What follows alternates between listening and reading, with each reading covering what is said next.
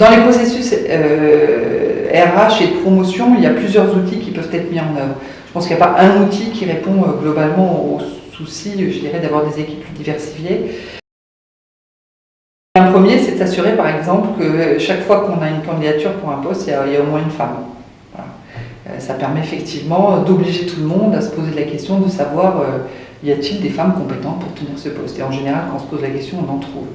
Il y a le fait de pouvoir aussi, dans les objectifs, alors moi je ne l'ai jamais fait de cette façon-là, mais s'assurer qu'effectivement la diversité est assurée.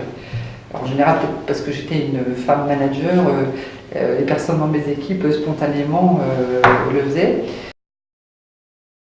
On casse le plafond de verre, j'allais dire, à tous les niveaux.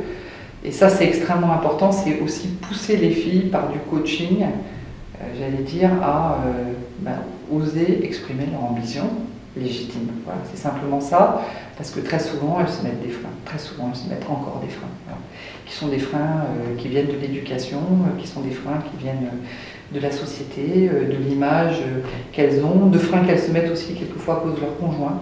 J'ai vu beaucoup de cas où des femmes très brillantes s'auto-censuraient parce que leur mari réussissait moins bien. À France Télécom, un de nos présidents avait mis en place un coaching spécifique des cadres dirigeantes dont j'ai bénéficié et j'ai trouvé que c'était une très très bonne idée. On était très peu nombreux, ça nous a beaucoup aidé. Le plafond de verre fonctionne, c'est-à-dire qu'effectivement, quand vous comptez en général dans toute entreprise le pourcentage de femmes à un certain niveau, il se réduit au fur et à mesure que vous avancez. Hein. Donc ça c'est le cas. Je crois que les pays nordiques sont sortis de ça. Moi, je suis très impressionnée aussi quand j'avais des équipes en Asie. J'avais beaucoup de femmes en Asie. Ma patronne de l'Asie à France Télécom était une femme. La patronne des États-Unis était aussi une femme. Donc on a des efforts à faire et la France n'est pas en avance là-dessus.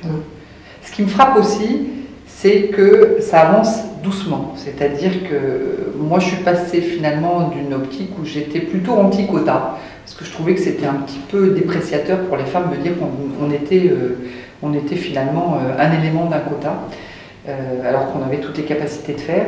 Mais j'ai une fille qui a donc 24 ans de moins que moi, et je l'ai vue, donc elle a fait des classes préparatoires scientifiques, c'est une mathématicienne, et je l'ai vue en classe préparatoire finalement souffrir exactement des mêmes remarques, j'allais dire, un petit peu tendancieuses, j'allais dire, dont j'avais souffert moi-même en classe préparatoire. Alors elle était extrêmement, c'est une très très bonne scientifique, elle était vraiment en top de classe, elle était bien meilleure que moi, je dirais, dans les matières scientifiques. Et je trouvais ça d'autant plus injuste. Et donc ça m'a amené finalement à changer un peu de regard et me dire, bon ben, finalement, si ça ne se fait pas naturellement, il faut pousser.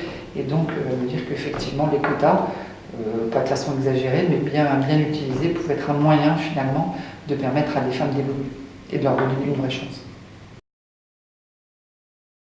J'aime les entreprises de service de façon générale et en fait je suis moins proche, je suis allée chez Alcatel où j'ai eu des responsabilités sur la partie industrielle, mais finalement je suis beaucoup plus à l'aise, c'est finalement mon ADN hein, dans une entreprise de service. Dans une entreprise de service, la satisfaction des clients qui est un des drivers fondamentaux de l'efficacité et je dirais de la rentabilité à la fin de l'entreprise, toutes les études le montrent, elle est très liée à la satisfaction des salariés. En particulier ceux qui sont face à ces clients en première ligne. C'était vrai à France Télécom, c'est vrai à la SNCF. Donc pour moi, dans mon management, c'est fondamental. Je ne supporte pas qu'on ne respecte pas les personnes. Voilà. Alors c'est difficile à dire parce que quand on pilote, quand vous êtes patron de 20 000 personnes, hein, comme plus de 10 000 personnes comme je suis à France Télécom et à la SNCF, aller s'occuper de chacune de ces 10 000 soi-même, il faut faire confiance à son management pour le faire. Mais pour moi, c'est un point extrêmement important et c'est pour ça que j'ai vécu avec beaucoup de, je dirais, de tristesse la crise qu'il y a eu à France Télécom et que je suis très attentive à la SNCF de faire en sorte que les contrôleurs, les personnes dans les gares, au fur et à mesure, on leur donne des outils qui vont bien, qui leur permettent effectivement d'exercer leur métier dans les meilleures conditions. Pas facile, on a beaucoup de contraintes, mais que ça soit une ambition permanente, c'est très très important pour moi. Je pense que les femmes peuvent avoir un regard un peu différent là-dessus, sans doute aussi pour des raisons simplement d'éducation. Ma fille me dirait c'est pas dans l'ADN, hein, c'est pas dans les gènes, c'est simplement effectivement parce que depuis qu'elles sont toutes petites, toutes les études là on leur demande de s'occuper un peu des autres. Mais je pense que c'est l'intérêt de l'entreprise.